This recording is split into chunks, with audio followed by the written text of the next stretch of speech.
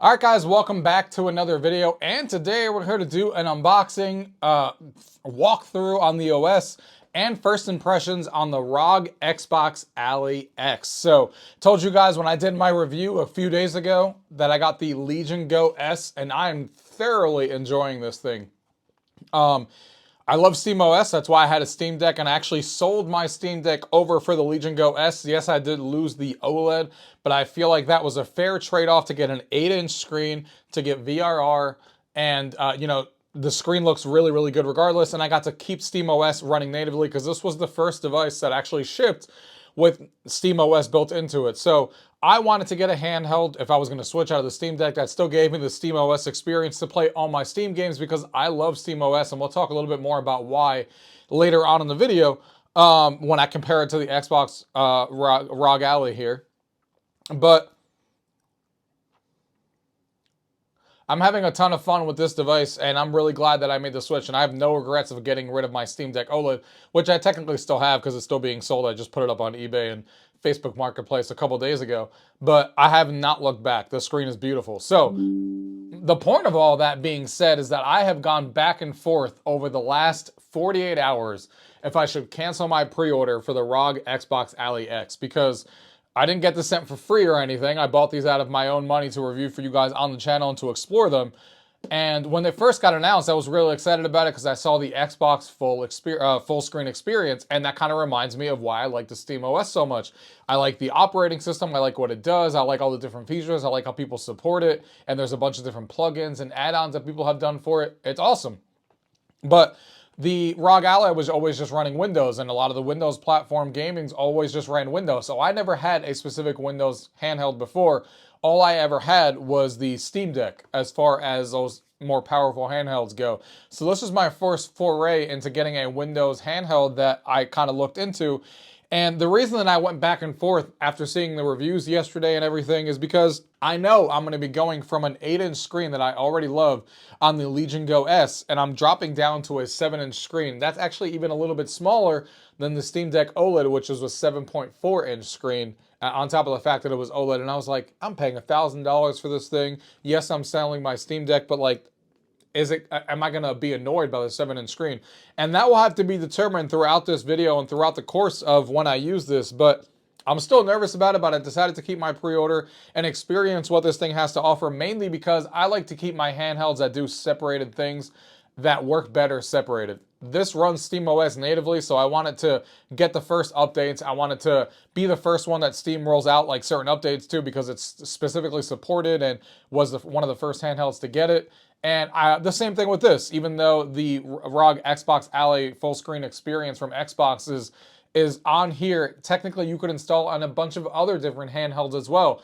But the point still stands that even though that is the case, it's beta software over there, even though it's a little bit beta from what I hear on here too. But the point is that it didn't come out there right now like it did on this. So Microsoft and ROG are obviously going to be pushing updates constantly over the next few months to get this running as fast as possible. And they're not going to be as heavily doing it for all the other ones out there. Like, even though you can install the full screen experience on any of the other Windows handhelds, based on everything I've read, people are having issues with it, like with it not really improving things or games crashing and stuff like that.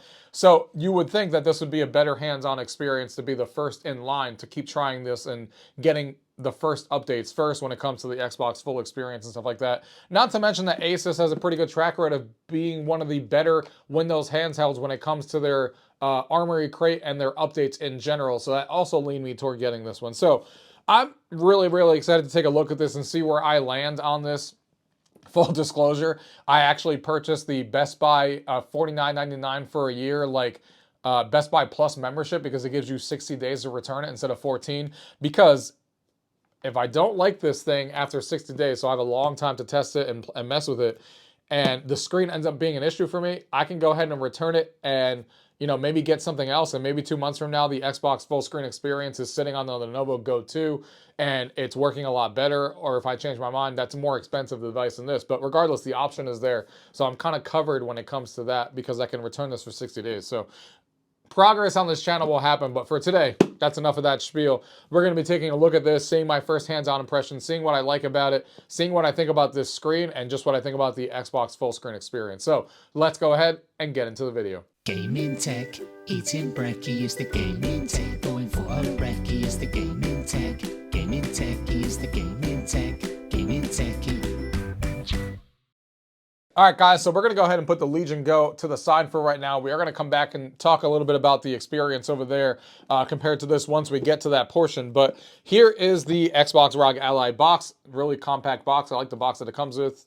And we have not opened this up. You can tell I'm opening this up for the first time. We're going to run through the power on experience because I haven't seen any videos really do that. They all say that it's kind of sucks because you have to go through all the Windows installs and everything, but I kind of wanted to see it for myself. And I'm going to show it to you guys too. Of course, I'm not going to make you guys sit through the minutes that it takes to do all this. I'll fast forward. But we're going to see how long it actually takes from power on to actually playing a game from first setup and then go through the OS. And it'd be great if I would have opened this before I got on video. Because this is sealed pretty well. There we go. All right, so we got that taken out there. Not seen this in person at all. No idea. I've never even had a ROG Ally original either. Like I said, this is my first Windows handheld, and the main reason I wanted a Windows handheld, like I said before, I want my things to be separated. That SteamOS device has all my Steam games, and this is going to be for all my Xbox Game Pass games, because yes, I still have Xbox Game Pass, even though I'm annoyed with their price increase, obviously. But I still get a lot of use out of it because I do play a lot of games on my Xbox and my PC that are on Game Pass. Not to mention, you know, games that are on other you know, that have anti-cheat like Battlefield and Call of Duty that I play. So I like having both options and not having to worry about dual booting and OS compatibility and stuff. Each of them are designed for their own thing. The same reason I have an Ambernic handheld for all my, you know, old school games as well. It's because each handheld will work better if you're using it for the retrospective thing that it came with, in my opinion, and in my experience too. So let's go ahead and take this out of the box here. We have another sticker here. This is what happens when you want to unbox things live. Sometimes you got to deal with a little bit of opening things up here. So, here we go. All right, first time seeing this. So we got a little box right here at the top. So it feels like a lot of people love to do this. It's a little stand for the ROG Ally here, which we're actually going to use to show off the device because I have no other stand. So you can stand this up with this little, it's not made out of, it's made out of like some hard cardboard kind of thing here that you can use to stand. So we'll be using that later, but I still think it's funny that they all come with something like this. The Lenovo came with like a whole cardboard thing that you could have set up, which is interesting. So right here it has a little pamphlet here. So we're going to go ahead and take the device out. All it says, and here is the device. The device looks really nice on first impressions, on first look, because it's the first thing I'm seeing right now out of the box. Here it is right here. Here is the ROG Ally. Boom, right here as I'm turning this around and showing you. Of course, we'll do close-ups here in a minute so you guys can see it. But, man, this looks really nice as far as first impressions go. We'll put that to the side for a minute. Obviously, we'll have the charger sitting right here as well. So let's go ahead and get that out of the box. Charger is sitting in this box here. Comes with, I believe this is a 65 watt charger like their other ones are. Yep, 65 watt charger. So good it comes with that, even though I have them. I know a lot of people do not. So we'll leave that there. And then we have, what else do we have? We have some instruction manuals, obviously, that you get with this device right here. Nothing special there. So we'll leave that kind of sitting in the box there for later. And yeah, that's just cardboard there at the bottom. So that's pretty much it for the actual box here. Nothing crazy special on here. We're going to go ahead and put this box to the side for the time being and leave that on the floor. We have the charger right here, which we'll put to the side as well. And we're going to take a look at this ROG Ally here. So, like I said, the first impressions of this are really nice. You guys are getting a close-up look of this right now. And it has a really good look to it. I'm not going to lie. We'll see how it feels in the hands when I take this off right now. But first impressions on the look is I really like the way that it looks with the sleek design. So we'll see what it feels like in the hand, which is way more important as we take off the plastic on here. Obviously, this device is more powerful than the Legion Go S that I showed you guys before that I have, because this is running a Z2 Extreme. So this is the latest. as opposed to the Legion Go, which has a Z1 Extreme. From what I heard, it's like a 10 to 15% boost, so it's not going to be anything insane when it comes to a boost over the original. But again, I didn't get it for more performance. Technically, I got it because it's running Windows. And why is this so hard to come out? This is like stuck on the analog sticks. There we go. All right. So here is the ROG Ally. Here is the front of it, as you guys are looking at. And the top here, as you guys can see, we got like the analog triggers here. This feels really good in the hands right now. I'll tell you the guys that right now. The triggers feel good. The RB and the LB feel good. Got two USB-C ports on the top. You got your volume rocker. From what I heard, the volume on this and the speakers are best in class on any handheld out there, so I'm excited to see that. You got your SD card in there. You got your power on. You got your 8-way analog stick. You got your joysticks. You got your Xbox button right here, as you guys are seeing. There's the screen right there. You got your face buttons right there, which have a really clicky feel as you hit them. I really like the feel of the triggers on this thing. You got your one button that you can customize on the back that you can use, so you can see that right there. And then on the bottom, you just have your 3 screws. You could upgrade the SSD inside if you want to. But yeah, I really, really like the feel of the device. I really also like the Legion Go, but obviously the Legion Go is a much bigger device in your hand. So if I pick this up in my hands right now, it definitely feels like a beefier device. It's still really comfortable. It's definitely more comfortable than the Steam Deck, the way I like it, because I like the analog sticks being offset, and I really like the way that this feels in my hands right now. But this also feels really, really good. In my hands, that's for sure. I like the grips that kind of feel like I'm holding a controller, which is a unique take that ROG Ally did with this. The bezels on this screen are super large. God knows why they made them this large and didn't go with an 8-inch screen, like a lot of other people are now doing. That's still something I'm going to harp on, but as far as the comfortability of holding this in my hand, it feels really good. But let's go ahead now and get to the table and power this on for the very first time and go through the experience of how this is actually going to get us into Windows and how long it's going to take us. All right, guys, so here we are using the little cardboard stand that it came with for the time being. And let's go ahead and power this on for the very first time as we hold the power button. It'd be really awkward if this thing was dead and I have to charge it. Speaking of awkwardness, it is dead, so hold on a second. All right, round 2, now that this is actually plugged in here. So we're going to go ahead and now power it on for the very first time. And now it should turn on. There we go. Republic of Gamers instantly comes on. I love the look of that analog stick, purple and blue there with the green. I like the colors. There's the next flash logo of the Xbox and ROG Ally there partnership, which is good to see a flash logo like that.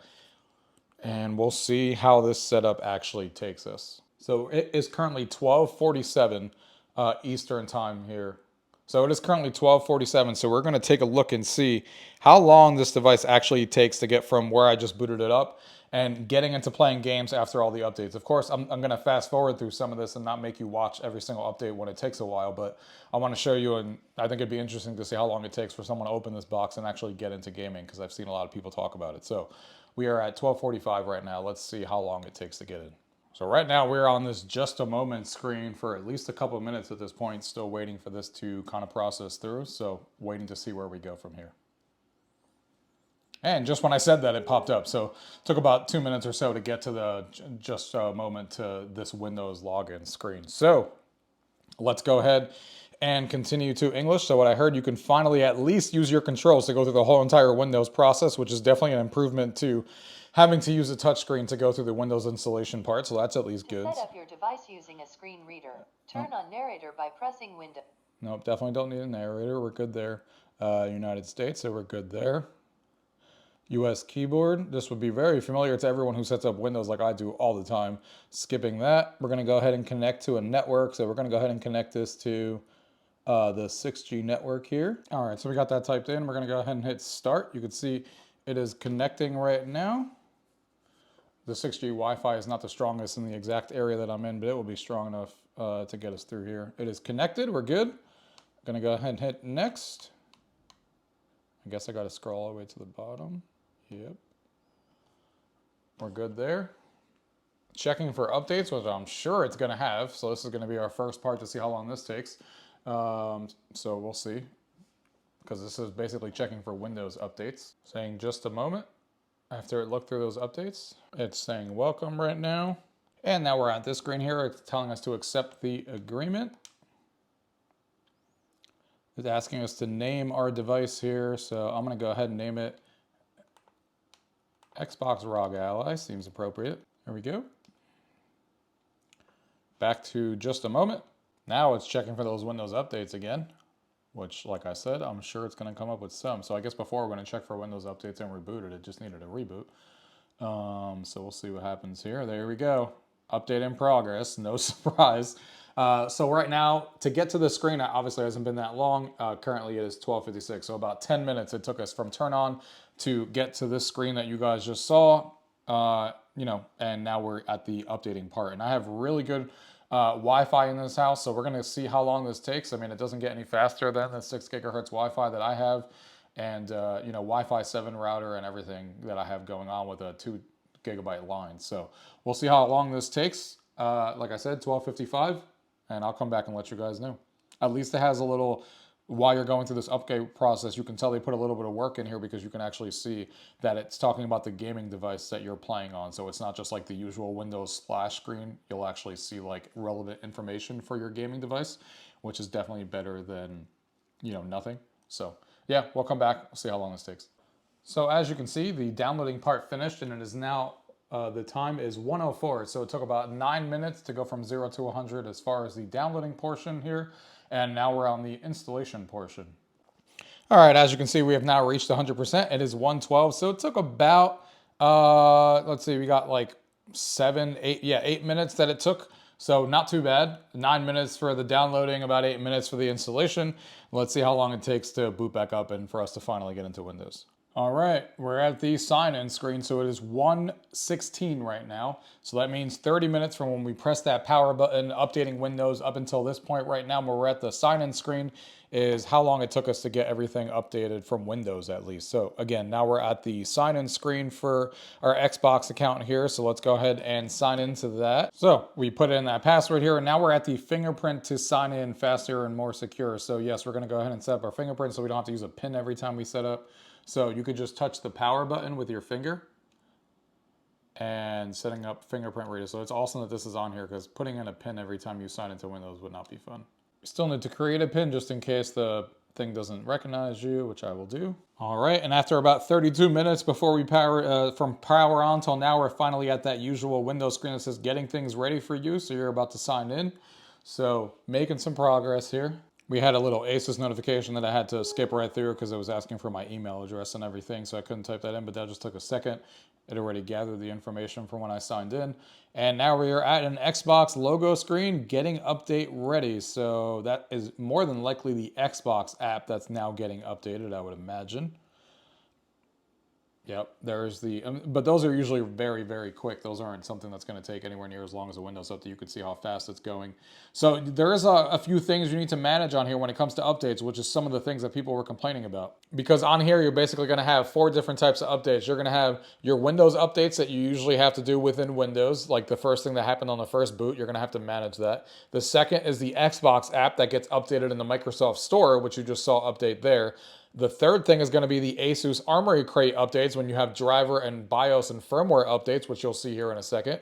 So that's the third thing. And then the fourth is, of course, your updates for games, because you have games all across these platforms like Xbox, Steam, Epic Game Store, and all that stuff. So when you launch a game, even though it's all unified on the Xbox app, they're not, those launches aren't all opening at the same time when you turn this thing on. So you're going to have, when you launch a game, it may say, hey, there's an update before you can play it. So 4 different types of updates that you manage. I'm not surprised about that. It's still a Windows PC at the end of the day. As long as it's manageable, I don't find that a big deal, but there has been a lot of people talking about it, and you should know that that's what you should expect that you're going to have to manage on here. It's definitely not going to be as seamless as like a Steam Deck where you just go to the settings and update and it updates everything it needs. And as soon as you turn on the handheld, it starts updating your games automatically. It's not going to work the same way on here because there's a lot going on a PC, Windows updates, Xbox app updates, game updates, different stores and all that stuff. It's just the nature of the beast. All right, back on the handheld here, you can see it's telling us to sign in with your Microsoft account, which I thought we did already, but I guess it wants us to sign into the Xbox app now. And here we are. We are in the device after about 35 minutes of starting this process, but I know we're not done with updates yet. But this is awesome. This device is eligible, redeemed by 10/10. This device includes Game Pass Premium blah, blah, blah. So I'm just going to go ahead and redeem that to my account real quick and see what it does. I already have Ultimate. I just don't know what this is going to do. All right, so back into here after I redeem that. We are at the main screen here on the home button. Now, before we get crazy in here, I know we need to update it. So before I start messing with around, I want to make sure everything is updated. So we have the Asus Command Center. When you click on this little button right here on the top, this is your Asus Armory Crate. And I know this thing is going to have an update because it always does. When you first turn these things on. So let's see. Opening up the Armory Crate, and here's the agreement. Welcome to Armory Crate, and hit next. It's talking about downloading all your favorite games on this device that we know about already. Manage all your games from a single library. Yep, it's kind of telling us, about the Xbox app essentially in the Asus stuff. You can personalize your controls, your analog sticks, your triggers, your vibration to your taste. Quickly access handy features. That's another thing that a lot of people talked about that they liked was the triggers and all that stuff and the feedback that you get. Like you actually feel it pretty well on this device compared to other ones. All right, so let's get started here. So this is the update center here. Let's go ahead and see how many updates we have.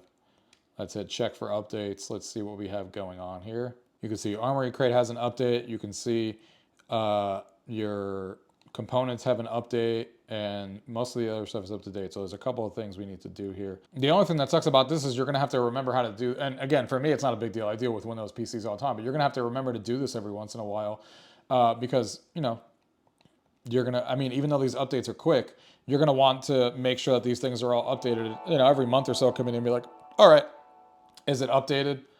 On the Armory Crate, let me go into Armory Crate and open it and make sure, like I just did, and make sure it's updated. The Xbox app is going to probably prompt you to update it like it did this time if there is an update, so you're not going to have to worry about that portion, and obviously your games will auto-update when it happens, but Windows updates, you're going to have to check that every so often too if you want to be on top of the Windows updates, because that will obviously be a part of that too. So the Windows updates is something you're going to have to manage and make sure that it's updated because it's not going to prompt you all the time by itself. And same thing with Armory Crate. Now, when it comes to the Xbox app, when you launch it, it always checks and sees if it's updated, and it will tell you like it did before. Same thing with the game. So it's a little bit of half and half.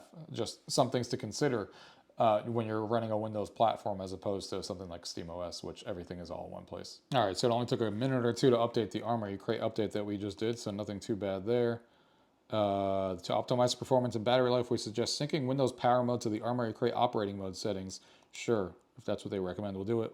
Welcome to Armory Crate. Choose your theme. I'm a person who kind of likes like the light theme because it kind of stands out.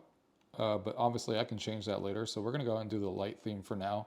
And it'll probably come across better on here anyway. But anyway, here we are back into the area here. We're going to go ahead and go to the update center again because I know that there was more updates. Let's go ahead and check again and see what still needs updating. So that was the Armory Crate update that happened, but there's a couple of components that still need to be updated on here. The top here needs to be updated, so we'll go ahead and update now. So again, a lot of different updates when you first get this out of your hands if you want everything to be up to date. Back into here pretty easily, go back into the update center. So we have these updates here at the bottom, so we're gonna go ahead and update this.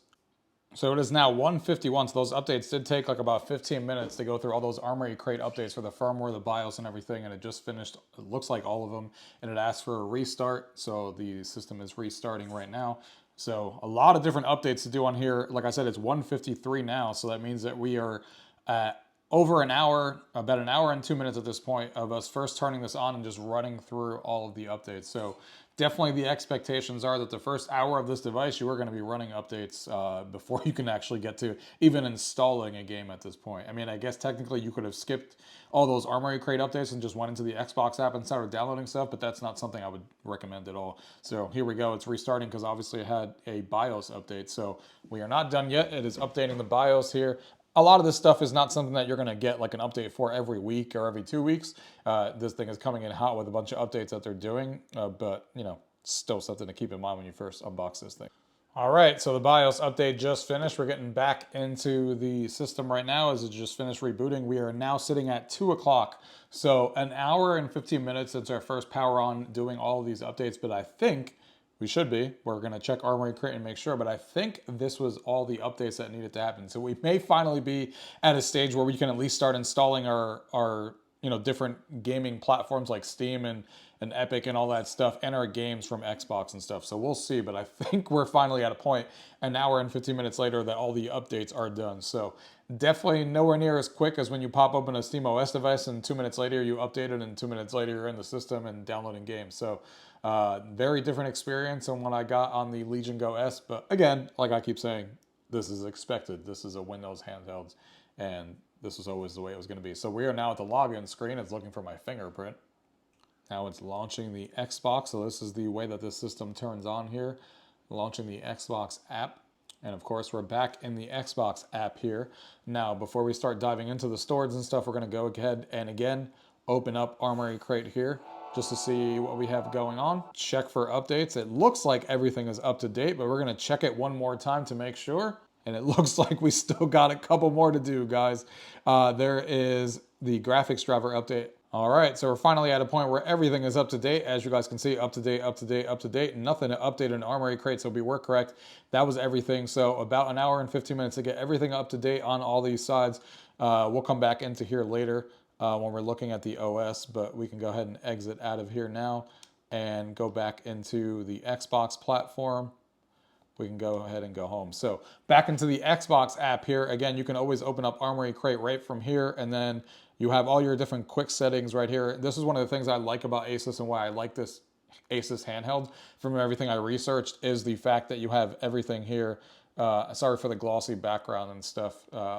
We'll change the spot when we start doing some gameplay, but you can see all the different options that you have on here to manipulate, like operating mode. If you want to be on turbo mode, because you're obviously plugged in, which is getting 35 watts right now. Performance gets 17, silent gets 13. Gamepad mode, gaming profiles, your keyboard, real-time monitoring, which puts like the FPS in the corner and everything. If you want just a minimal one like that, or if you want like real-time monitoring for everything, if you want it to be squared. So a bunch of different options on here on how you want this to actually look. So that's cool. Let's go ahead and go back to off here for the time being. Actually, we'll leave it on minimal. You got the resolution that you could easily change back and forth right here. AMD RSR. You got FPS limiter right here. You got your speaker volume and your brightness. All that stuff is here. And then at the very top, you have your Xbox where you can just go home. You have your different stores that you can install. It looks like right now maybe Steam comes pre-installed. We'll have to see. And Xbox, but we have more stores that we obviously need to install. Your library. You got your settings on here, so you can turn your mic on. Of course, you have a built-in microphone if you need to. You got your power on, what you're connected to, your Bluetooth. Quick settings are all right here, airplane mode and all that stuff, so you can dive into the full settings app if you need to. Oh, look, another update for the game bar. So now we're in the game, the Microsoft store, and we have a game, unless if that was an error. Let's just see, check for updates here. It did say that there was a game bar update as well. That's separate from the Xbox app. Nope, there's an Xbox app update, so there you go. This is updating right now too. I mean, granted, this shouldn't take that long. But all right, back again. All the updates are done. The Xbox app is now updated, so we can go ahead and go back to the Xbox app and go back to home here. So yeah, there we go. So I think now we can say we're done with all these updates.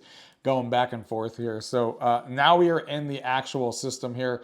And before we dive into the actual Xbox experience, I want to flip the camera around for a minute and kind of walk through really quickly on what I really like about SteamOS and this platform as well. Because like I said, the SteamOS platform is right here. Not only is it a lot faster to get into, like we just noticed there, but this platform, what I really like about it is just the operating system as well, because there's so many things you can do to customize it. And it is really, really easy to use. And I love the way the games are presented. So I'm going to show you guys really quickly what I'm talking about. I'm going to flip the camera back around here and just show you guys the difference of what you get with the platform here with SteamOS. So here that we have the handheld right now. So look at the way that this gets presented. Look at this SteamOS. Now this is not mods per se, but just an application that I have installed on here that a lot of people use called Techie plugins, and it has a bunch of different things that you can do that are very, very easy to install. Techie literally takes like a couple of minutes when you go into the Linux App Store and download it through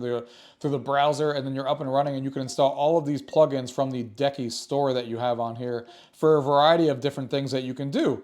And you can customize it with different themes, which is what you see right here. You can customize it with, a bunch of different things that elevate the experience in a very easy way.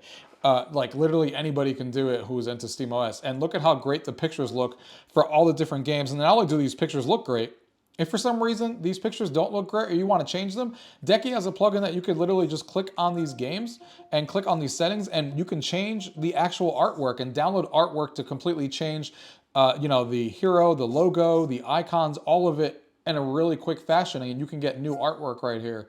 So I really like the way SteamOS looks. I like the way everything is presented. I like how easy it is to install Techie plugins that do a bunch of different things. Like, for example, look at Tape to Tape here. You can see it's rated platinum, and that's a plugin that's kind of showing you that that's platinum rated, so you know it works really well on here. And if I raise the volume, actually it's already raised. I think Tape to Tape was one of the few games that actually didn't have music. But one of the other things that does is it actually shows you how many players are online. That's a plugin right there at the top corner, which is really cool. And as you can hear right now, you have the music being played from Red Dead Redemption. So every time you're in like a menu for different games, you'll actually hear like the sound, like the theme music, which is really cool. And that happens to any game that you're actually launching. And I just love all of this. And all of these extra things that you're seeing, how long it takes to complete the main story, how long the main story is with extras, the completionist, how long it takes. Those are all things that are plugins through that Techie that's made by the community that elevates the SteamOS experience. That's not only easy to install, but makes this a platform really easy and fun to mess with and stuff like that. And it's really easy to just dive into all these settings on the right, changing your performance level, changing, you know, quick settings, your brightness, your notifications, your friends list, all that stuff is all here. You can go back to the library and just like look at all your library and install stuff, or you can go back to your themed area. I mean, all of this stuff, I mean, maybe we'll do a deep dive later, but that's what I really like about SteamOS is how easy it is to kind of customize all that and, you know, get a lot of different plugins and do a lot of different things because of everyone working on SteamOS and because of the popularity of it. So now, as you can see here, we are in this operating system for the first time. And I have not used this before, so this is my technically first time that I am, you know, using this and looking at the full Xbox experience. Yes, it's obviously familiar to me because I do use the Xbox platform on my PC, and it's not like I'm not aware of anything that's going on right here. But still, we'll see how I like this compared to other ones. I love trying new interfaces, and I love getting new operating systems with new interfaces and new ideas and stuff because it's always fun to me. But if you scroll through this menu here at the top, so this Xbox button on the top brings you to these icons here like I talked about before. You can see your command center from Armory Crate with all those options we talked about. This is how you scroll through different stores if you need to, or the Armory Crate opening right from there. This is how you get to your library. Some settings from the Xbox platform to power this off in Bluetooth like we talked about before. Scrolling on the top here, and then you also have your friends list sitting up there socially, so you can go ahead and search for people and go through your friends list really easily. I do like that. Not that Steam doesn't have that too, but I like how your friends list is all sitting right there. Very easy to get to. And then you have your speakers and stuff like that, so you can mess with the speakers and the microphone and all those things. You have your capture, so you can go ahead and see your different captures, your pictures and stuff like that, and your videos that you may take on here. You have a performance tab right here. If you want to take a look at your performance in the middle of a game, you can do it right from here and see the FPS and stuff like that, so that's good. You can see some what's new information right here. And then you have Gaming Pilot, which is a pretty interesting feature. So Gaming Pilot is, think of it like an AI like ChatGPT and stuff, where it's like a personal sidekick that you can pull up while you're gaming, and it will give you helpful hints and stuff like that while you're walking through. Not something I have tried, but I definitely do want to try it. So we're going to go ahead and hit continue. So it's really cool that while you're playing a game, it will like let you see. So you can long press the Rog Ally button, and then you can long press and push to talk. So we're going to go ahead and hit continue. How should my voice sound? Let's explore the world together. I can be your sounding board as you work through challenges. There you go. As a companion, I learn about you and help unpack your thoughts. I can get philosophical, creative, or poetic if you like. I can write stories. I think I'm going to stick with Let's energetic. explore the world together. So there you go. And this is a cool feature that SteamOS doesn't have if it works well. The fact that you can just pull up an AI and ask it questions while you're playing a game and be like, hey, I'm stuck on this puzzle. What do I need to do? And you can ask it a bunch of different stuff, like about achievements, about game recommendations, technically about anything.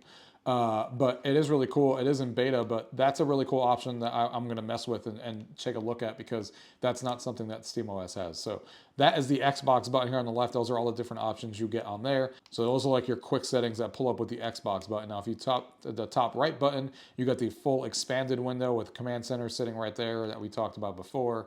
And then you have it right there with the little quick settings. So these two buttons right here are actually pretty similar. So like this one brings you to the Xbox home button, so you can quickly switch to other apps if you need to.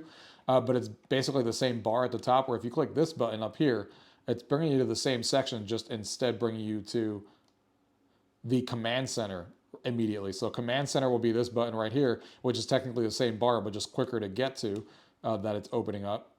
And then this brings you to the Xbox home button, but essentially really similar. It's bringing you to the same exact bar, just at a different spot. And then here is where you open up multiple windows, but we don't have any right now, so we'll see that later. And this is the start button for different games that you need to hit start, or clicking on start to do different things in games. So that's what you have right there with all the buttons here. Now, as far as the system here in front of us, obviously you have your icon right there where you can view your profile, your subscription, your rewards, insider program, your settings, and all that stuff is there. You have your home, so if you want to go back to the home, which is the home interface right here, you got jump back into different games that you're playing. You got your play history, what's featured, discover handheld optimized games, which is cool that that's sitting here to show you what's most optimized on here. Games that are recently added to Game Pass are here. Game deals that may be going on right now. Your discovery queue, day one releases with Game Pass is sitting right here as well. You have add-ons that we picked for you in certain games. You can learn more about the ROG Ally from here with giving you different videos, so that's cool that that's there to kind of help you through that. Some rewards that you get with Xbox Game Pass now to show you like how much you're playing, and you can actually earn rewards that you can redeem for Xbox Game Pass. Picks for you, most played, a bunch of different things here to go through. I do like that this is all here to kind of, I like exploring different games. The same reason I like the store on the Steam store. So glad that that's all here. Then you have the Game Pass button right here. So this will bring you right to the Game Pass section, and you can see all different games on there, install things from there, recently added, day one releases, picks for you, browse your publisher stuff, your all these different things that you can kind of scroll through and check all the different games on Game Pass. So I like that because I'm obviously a Game Pass subscriber, and that's one of the main reasons I even picked up this handheld. And then this is your library. Again, this is installed that you're scrolling through. This is owned.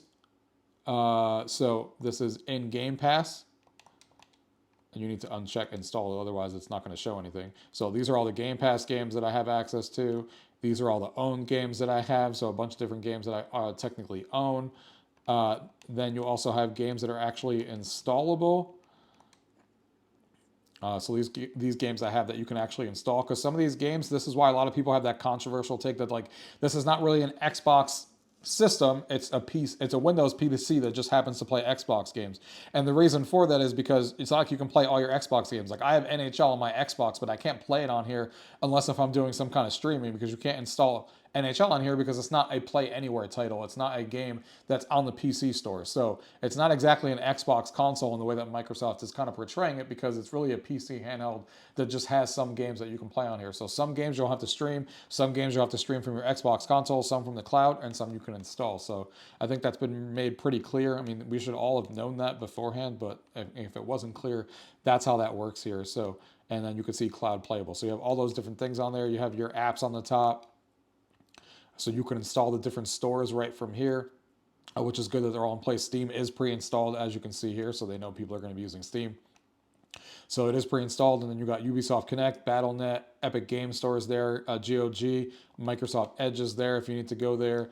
You got stuff from Play Later. You got your play history, so you can see what you've played last. And then, of course, your install queue.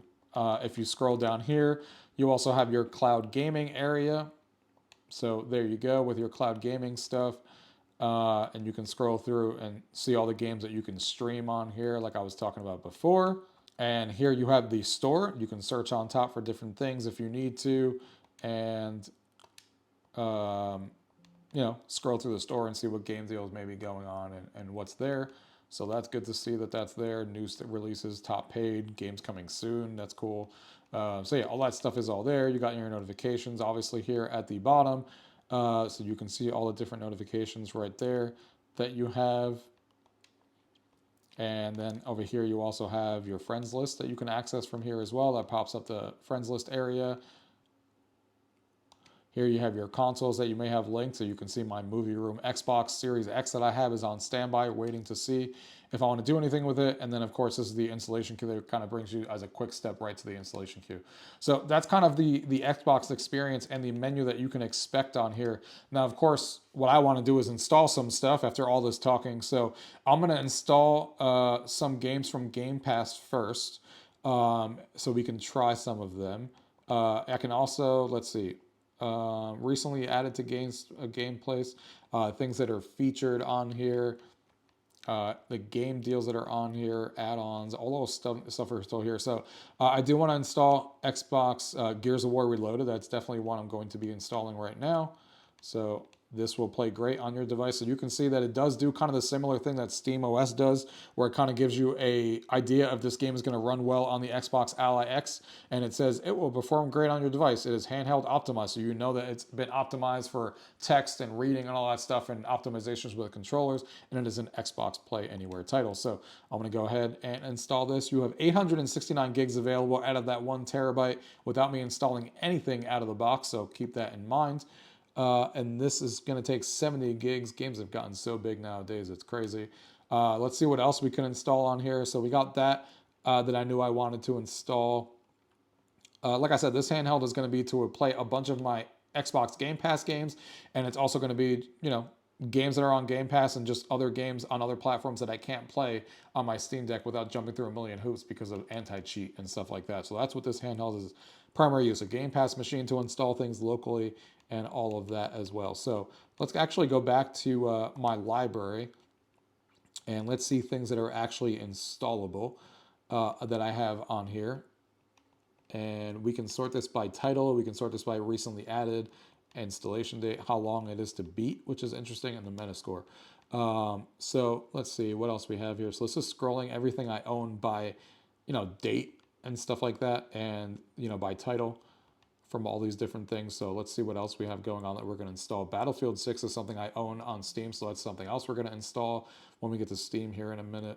What's interesting is when you install a game like Doom Eternal that I was actually going to install right now because I haven't finished Eternal, so I was going to install that one and not the Dark Ages. But you can see that when it's a game that's been recognized to maybe have some issues, you can see the game may encounter usability issues, and you can see the check marks on certain things that may actually work or may not work correctly. The game consistently shows Xbox-specific icons. That's good. Key text and UI elements are legible. That's checked off. Game's default configuration supports resolution supported by this device is good. But then it says some settings on the handheld need to be modified to play this game. Entering text requires manually invoking the on-screen keyboard. So you may have to like hit the button to bring up the keyboard. Otherwise, it will perform great on this device anyway. So we're going to go ahead and continue on there and still install this. So you can install just the campaign and the base game. So obviously, you need to install the campaign. So this is 90 gigs on here. So we're going to go ahead and hit next on here and install both of those. So we got that in the queue as well. Now, one of the other things that the reason that I don't own FIFA, and I'm a big sports fan and Madden and stuff like that on Steam, is because I get a 10-hour, you know, trial on all of these games on Xbox Game Pass. So that's why I never own it on the Steam store, and that's why I don't have them installed on the Steam Deck, because I don't want to have to purchase those games, because not only do I get 10 hours on here, but on top of the fact that I get 10 hours, I also get to not only get 10% off if I decide to purchase them, but if I wait 6 months, they'll go into the Xbox EA Game Pass, which EA Game Pass is, or EA subscription for $5 a month is included in the Xbox Game Pass. So I'll get access to those games 6 months later at no additional cost. So I never buy those games on Steam for that reason. So this is another win for me on this handheld Windows PC in general, that I can install all these without having to repurchase them on Steam, because I already have access to a bunch of them. So we're going to install this on here. Another one of these pop-ups here with the same exact information. Well, actually, this one says the game has inaccurate or non-Xbox controller icons, and some text may be small and difficult to read. So nothing too big of a deal. And then this is going to install the EA app, because EA is needed to play this. So that just popped up there and told us that. We are also going to install Madden on here. Now, I'm on a 6 gigahertz Wi-Fi, so you can see it's downloading at a pretty good clip here on here. It doesn't actually show me, at least not that I can tell, the actual speed it's downloading at, but it obviously is going pretty good at the clip that it's moving at. You can see it's already halfway done. since we started it a couple of minutes ago. So speed seems to be pretty good on here. I have a full signal here on the Wi-Fi. So I'm going to download a bunch of these games here. I just wanted to show you guys all of that. And I'm going to install, you know, some of the stores that we need to get access to. It's like I said, Steam's already installed. EA app is going to be installing here shortly because I just did that. So I'm going to install all that stuff, get it all ready, and then we'll come back and do some gameplay and stuff on some of this. Alright guys, so I downloaded all the games on my Xbox Ally here. I got a bunch of different games here. Obviously I concentrated on games that like I can't play on my Legion Go S because they're either, I can't play them because of anti-cheat, things like Call of Duty, things like Battlefield 6, things like Fortnite and stuff. And then I also put a few games on here that I own on Game Pass that you technically could play on the Steam on a SteamOS device, but obviously I own them, not own them, but I get them on Game Pass, so I have no reason to, you know, rebuy them on Steam. So I have things like Forza Horizon 5, Gears of War Reloaded, Halo Infinite, Hollow Knight, Rematch, Ori and the Blind Forest, Tony Hawk's Pro Skater 3 and 4, and all that stuff. But before I show you some gameplay, I just wanted to talk a little bit about my experience of downloading all of those games and downloading all of those stores on here. So there is definitely a Windows is Windows when it comes to this experience. This is not as seamless as like the SteamOS devices, but I expected that going in even before I saw the previews and the reviews and stuff like that that people were talking about over the last couple of days. I knew that before I got this because it's still Windows at the end of the day. Windows is running in the background. Windows is operating this. And yes, it is much better than it was before with the Xbox full screen experience. This is way better than having to dive into Windows, using a little cursor, moving around and stuff like that. Like it would be terrible that way. It always was. So this is much better than what it was, but you're still going to have to know Windows a little bit to get over some of the humps. And I'll share some of the things that happened to me that for me are no big deal, but you know, other people may not realize that, like, you know, it's not going to always be seamless. So for example, I have a 1 terabyte drive on here and I filled that space up so fast that I ordered a 1 terabyte SSD, sorry, not SSD, micro SD card slot to put into here and just to get some more storage. And when I did that, when I went into settings, it showed me that I couldn't use the device because it wasn't formatted with NTFS. Now, to me, no big deal. That means you have to go into Windows Explorer and right-click the drive and format it to NTFS, and you're good to go in 5 seconds.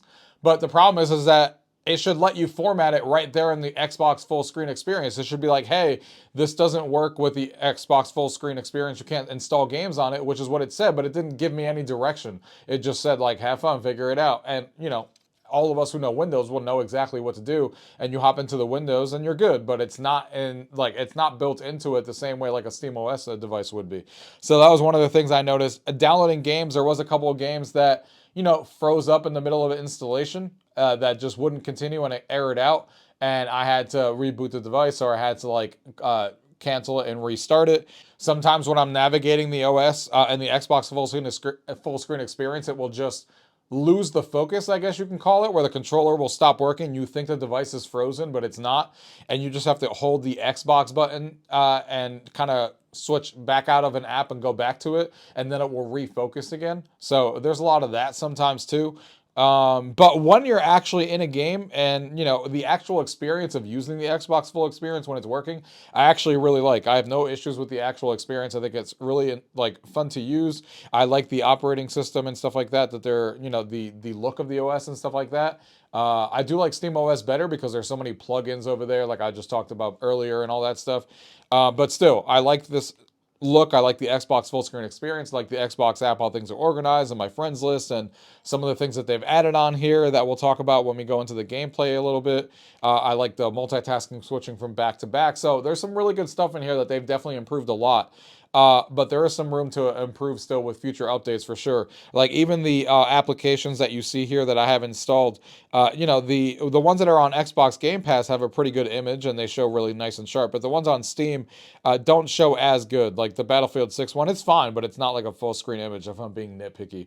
The Fortnite one, same thing. So, you know, it'd be great if those were full screen images somehow, but at least there's an image. It could be worse. But yeah, I just wanted to let you guys know that it's definitely not a seamless thing. Even installing the, like going into here and installing the different stores like Epic and and EA and stuff like that. Most of that stuff was easy. You just go in there and install it, and it kind of prompts you through. But like Epic, for example, it actually brought me into a file explorer window and downloaded the MSI file. Then you had to open the MSI file, then install Epic, and then hit next a few times on the touchscreen to continue, and then you're kind of good to go. So that is different than like the EA app, where it kind of just, you just hit the A button on the controller and it kind of installed right away. So it actually like had like the experience of installing through the Xbox full screen experience, where Epic seemed like you were in Windows and you were looking at an MSI file that downloaded, and then you ran it and hit next a few times. Big deal? Absolutely not. It installed in 2 seconds and you were good to go. But again, it's not as seamless and, you know, as easy as maybe, you know, someone who isn't used to Windows that just wants to pick this up as like their first gaming handheld. If they have no knowledge of Windows, they may, you know, have to jump through a lot of hoops to learn what is going on with this before they just can dive into the games. Like I said, it took an hour and 15 minutes to even get to this point of being able to starting to download games. I also think that like when I have Steam installed on here, the speeds are really, really good, but the Xbox speeds are definitely not that great. I don't get anything more than like 200 to 300 megabits per second, which is different than like on Steam, where I get like, you know, 700 to 800 on this device. So that's something also to note with the Xbox. Hopefully they increase the speeds as time goes on, because yeah, that's just how it is with those. Obviously, it's not a device issue; it's a server limitation. But either way, let's go ahead and get into some gameplay and show how these games run, because I do run these games a little differently than everyone else. A lot of people like to show these games running at 60 frames per second and, you know, lower wattages and stuff like that. And I'm playing big AAA games, like I just told you: Forza 5, Gears of War, Battlefield 6, Call of Duty. You know, the big titles on here. We know indie games are going to run great on here. We know we're going to be able to get down to like 7 TDP and get like 6 hours of battery life. We know that. But with these bigger AAA games, which is what I want to showcase here, which is what a lot of us are getting these handhelds for, you're going to get like 2 hours of battery life, 25 watts. Sometimes it goes even higher than that, or you can plug in and see how that runs. But the point is that I want to see how I can push this device. I'm perfectly okay with these devices if I can get like 40 frames per second, 40 to 50. I don't need to get like 60 frames all the time.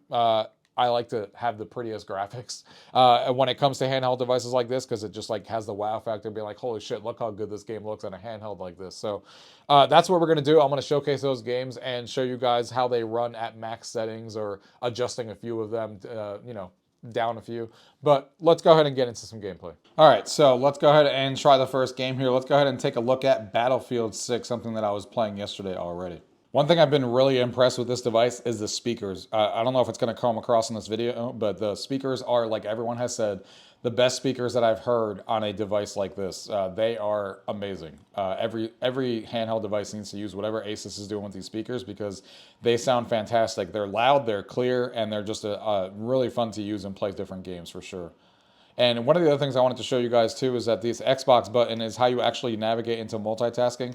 I forgot to show that when I was doing the overview there. So this is how you open up like all the apps that you have in the background here. Battlefield's opening right now.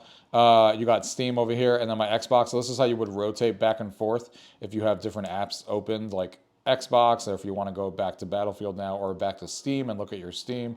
Or if you want to go back and go into Battlefield that you can hear running right now. So that is, I like that Xbox button. I like the way that the multitasking is done, like I said before. So if you look at this here, you can see it's running on turbo mode.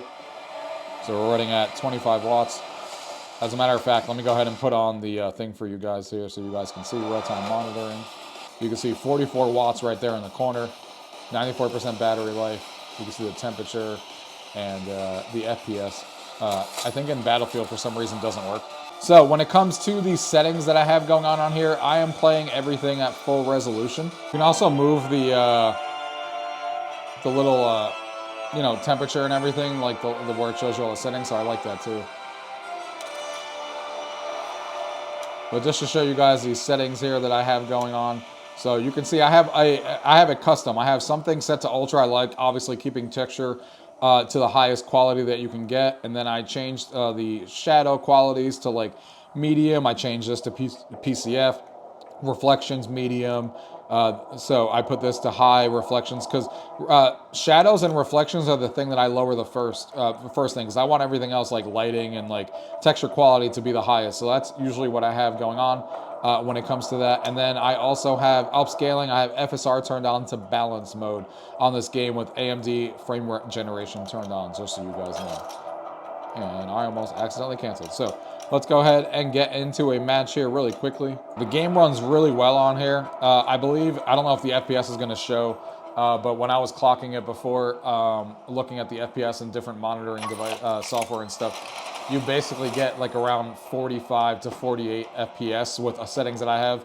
Obviously, this is at full 1080p resolution under balance mode. If you set it to FSR performance, obviously you'll get closer to 60 FPS, or if you lower some of the settings that I have. But like I said, I tried to get this to as high quality as possible. I lower the shadow quality because I can care less about shadow quality, and then I'm using FSR here, and you'll see it looks really, really good.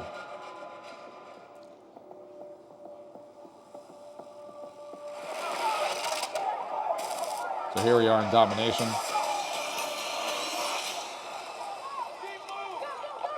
All right. You can see the fact that we're playing a full-on Battlefield game looks amazing. And I'm playing this behind my camera, so I'm going to do terribly because the screen's already small enough. The fact that I have to look behind a camera. I'm just going to show you a couple of minutes of gameplay here. Already getting shot at. And like I said, the speaker sounds so loud on this game, and the shots seem like they're firing from all directions. Damn it, I got rocked. Like I said, hard to play when I'm behind the camera, but gameplay is not the point. Just look at how great like this game looks. Hopefully it's coming across on the camera here, but it really does look fantastic. The fact that I can play this at 1080p, FSR, balance mode, and it looks this good, and I have most of my settings set to ultra or high, with only a couple on medium, and still get like 45 to 50 FPS while I'm playing, and I think it runs smooth in my opinion as hell. Like I think I'm getting sniped.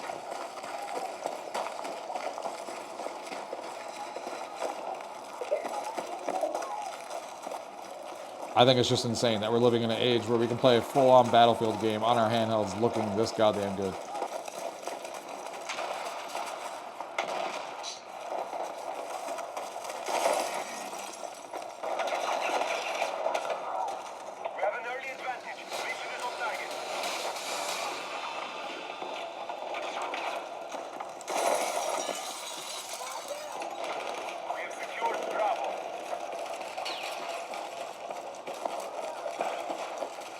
Like you can see, it runs really, really smooth.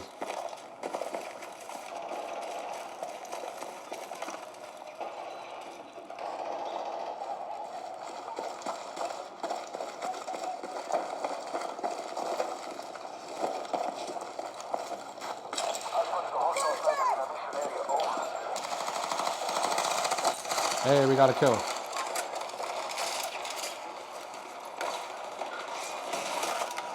Shit. You can see all the action going on and no lag. 1080p gaming at really high settings. Shit. Now I'm kind of stuck.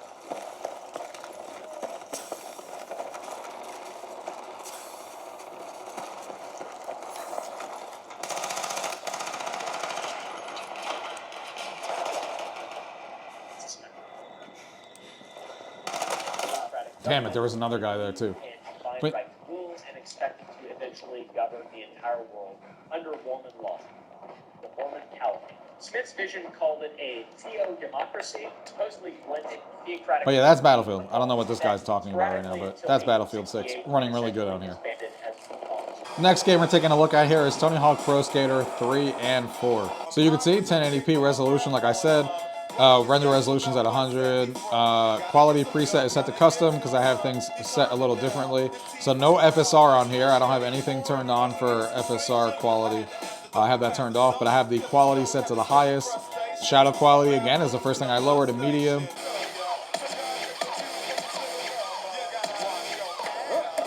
And here we are playing Tony Hawk. Again, playing behind a camera. Playing Tony Hawk.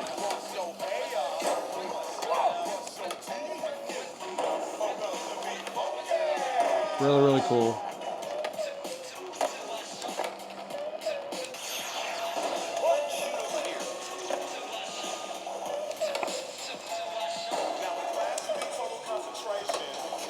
Looks really good. Runs smooth. This is another game that isn't liking to show the FPS, I guess. But it's running really, really smooth.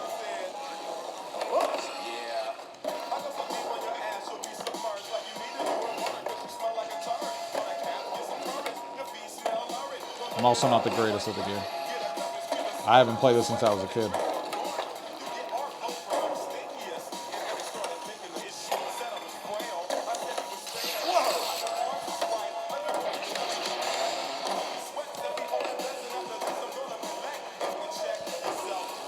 But yeah, really, really cool game.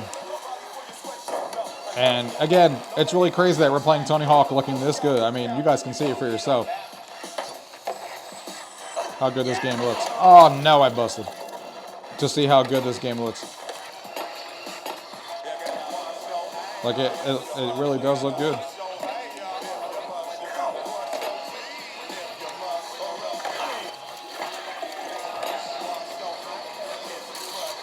Like literally no issues at all.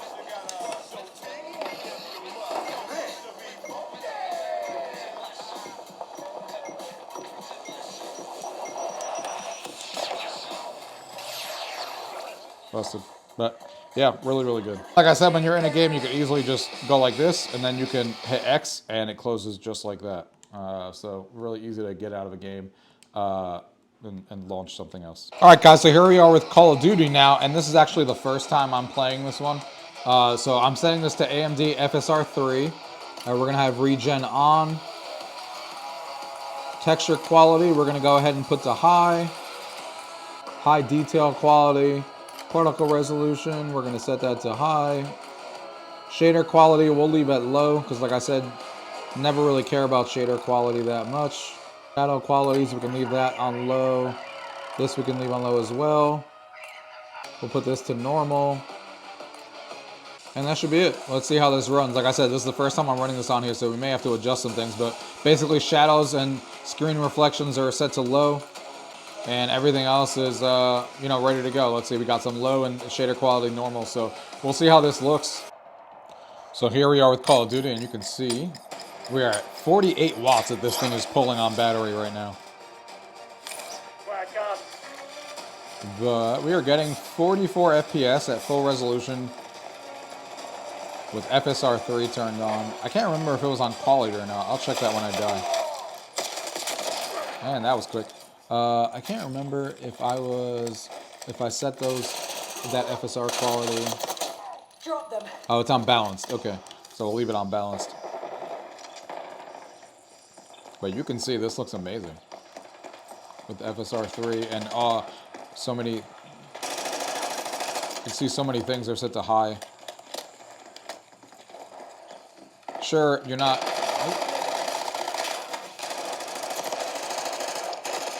I don't know what I just did there. Like I said, I'm playing behind a camera. I don't even care. I'm not that bad when I'm not playing behind a camera, but damn, that was miserable. It looked like I couldn't aim. Got him though. Thank God. Make myself look like a fool.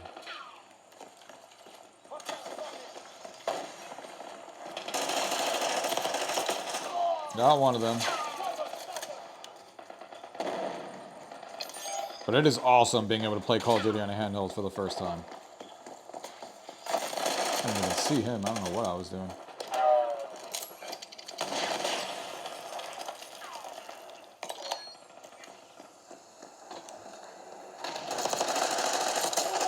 Alright, alright. And you can see it's running really well. Like, I'm killing people.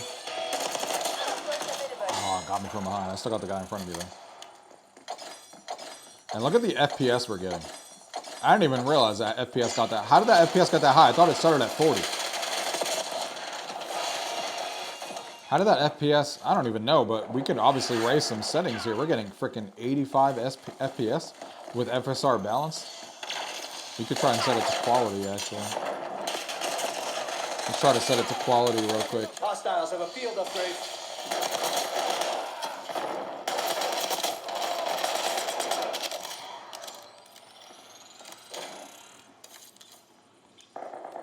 So now we're getting 57, 65, 71. All right, so it's still going up.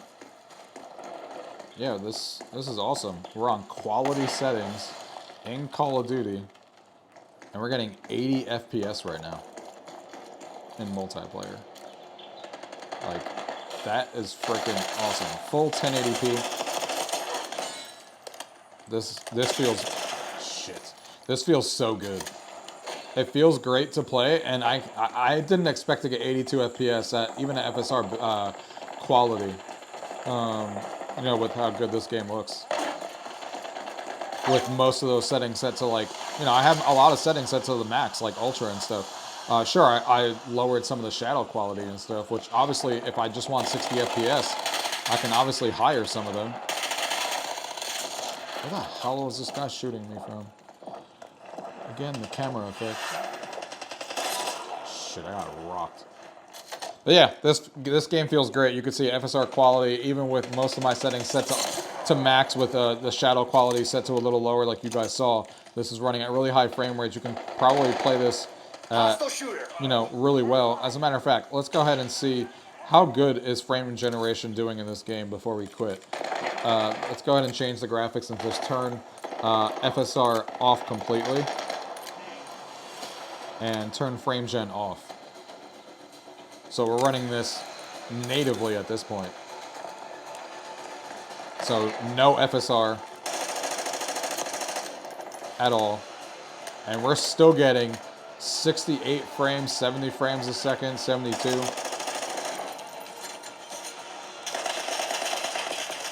Shit. We're still getting really solid frames. So yeah, no reason to even use frame gen in my opinion, unless if you're just looking for even higher frames, like to get into the 80s and stuff like you guys saw before. But Enemy in the open. this is awesome. 70 frames a second with no frame gen, no nothing. It is smooth as butter. Hopefully Battlefield 7 runs just as smooth, because obviously this is Battlefield 6. Sorry, Call of Duty 7 runs as good as this one does. That smoke was freaking awesome. Oh, there's a guy right there. Shit, got rocked. But yeah, awesome game.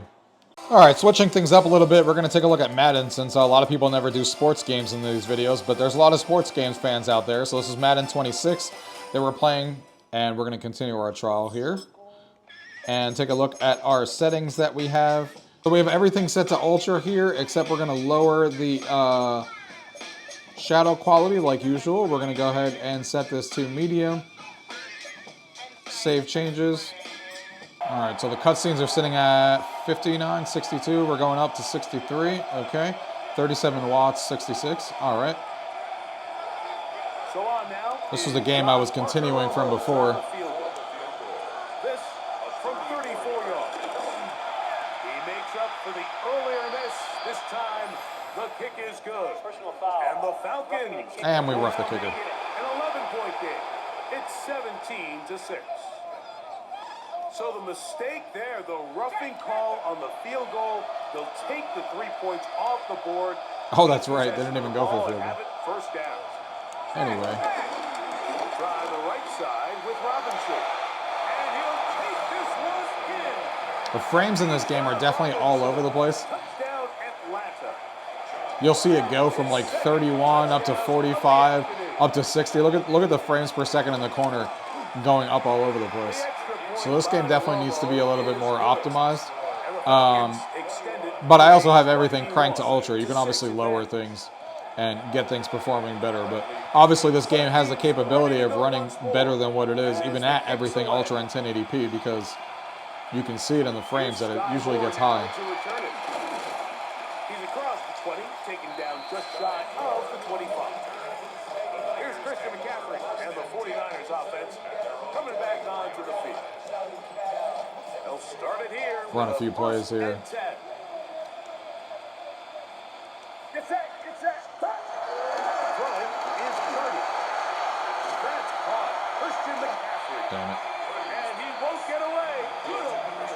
Graphics still look really good though, but that's kind of expected. So often the only way to combat the perfect blitz call is to beat the blitz with the ball. That's exactly what the quarterback does here. He's able to find his open man and get the ball out of his hand because he holds onto that ball for 1 count longer. Most likely to get All right. And it'll be taken down up past the 40-yard line. A pickup of 21 on that connection. So it's still playable. I'm still having fun playing it. Obviously, like I said, I would definitely lower some settings instead of running everything at max. But it still works pretty well. The game just needs to be optimized better. So, 3 quarters have come and gone. EA Sports back for more. The NFL preseason after this.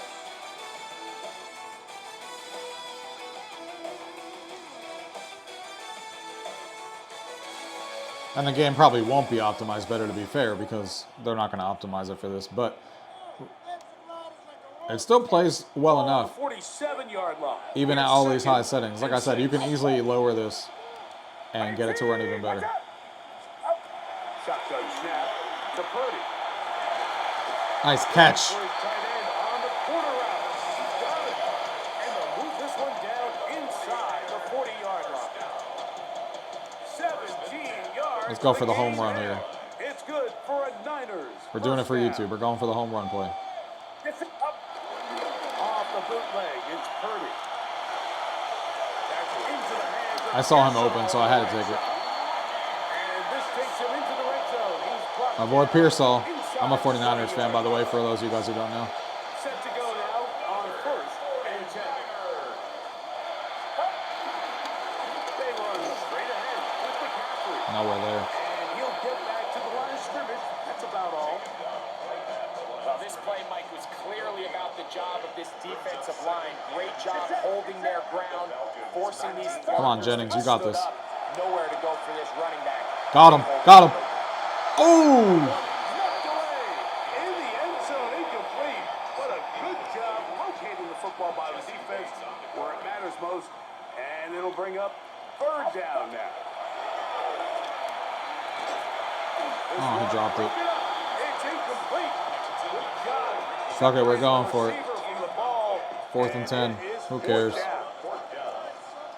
Get set, get set. Now Purdy. Shit, he blocked it. Well, anyway, that was terrible. But either way, like I said, the game runs above 30 frames per second the whole entire time. Turns them away. Just depends. So the offense finds themselves in a tough situation. They're down by 2 scores. Just depends on what you're looking for. You can obviously lower these settings. I have everything set to max. I am on battery power too. And instead, the defense makes a huge stand. So it's not getting the full 45 watts all the time, which is probably why the frame's dipping back and forth a little bit. If I was plugged in, it maybe get a little bit steadier. First down with Penix. But it still plays well enough to me that I could play like this if I wanted to have everything at high settings. But I would probably lower some things to get it above a consistent 45 as opposed to, 35 to 45s like it's doing right now. Is the man in motion. Like I said, 45 and above to me, especially with VRR, is good enough. All right, so the last game we're going to be showcasing here is Gears of War Reloaded. Let's take a look and see how this runs here. Right here in the intro, we're getting some crazy frames. The illusion of peace. Until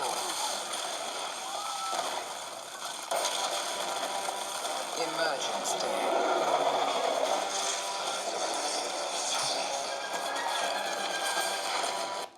That's crazy, because brings back memories, because obviously playing the original and stuff.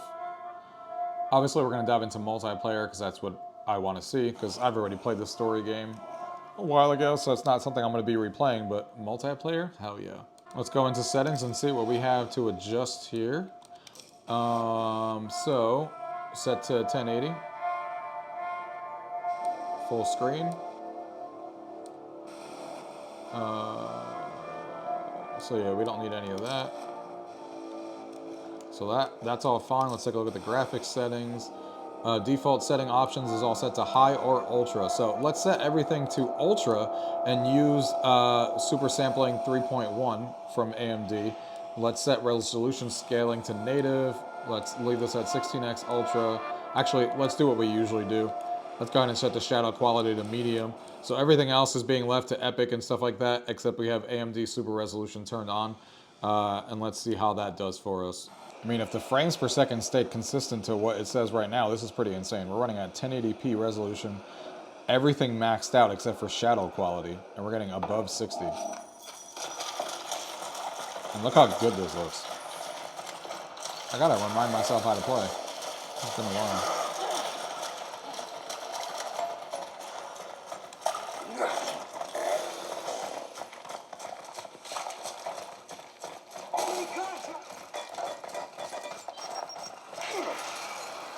Gotta remind myself how to play this game.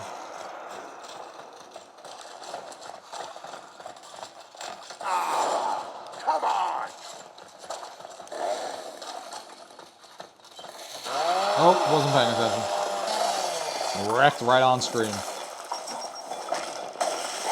So the frames dip there a little bit when you actually got killed, but if the moment-to-moment gameplay is at 60, this is insane performance. Alright, so... And this map too, man, this game brings back memories.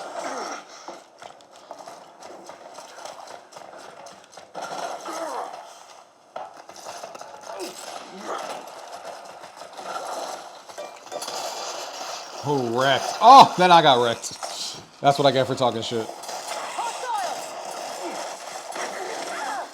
So it is dipping underneath 60 frames per second now, so it's not staying consistently at 60. But it is at a high number, like above 45, which is what I said I always like these games to be at. And we're at 38 watts, so if I plugged in and go to 45 watts, I bet you it would stay consistently above 60.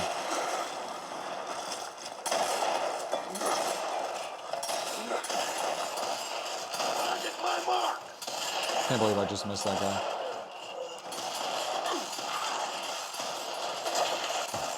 Got him. Got killed right afterwards, though.